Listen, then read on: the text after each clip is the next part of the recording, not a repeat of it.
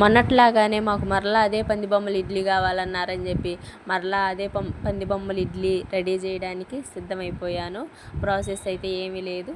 Idli పిండిలోనే beetroot కలిపేసుకుని కొంచెం పిండిని కల్లగా పెట్టేసుకుని ఆ బీట్రూట్ రసాన్ని కింద ముక్కలాగా చేయడం, ముందు లెగవగానే ఆ పని చూసేసుకుని తర్వాత బయట పని చేసేద్దామని చెప్పి మొన్న బట్టలన్నీ జాడిచ్చేసాను. ఈ లోపల వీళ్ళని లేపి అవి నాని నేను గుంజేసే లోపల వాళ్ళు రెడీ అయిపోయారు. ఆ రెడీ అయిపోయి వాళ్ళు రెడీ అవ్వదలకనే నేను ప్లేట్లో ఇడ్లీ పెట్టేసి ముగ్గురం తినడానికి కూర్చున్నాం.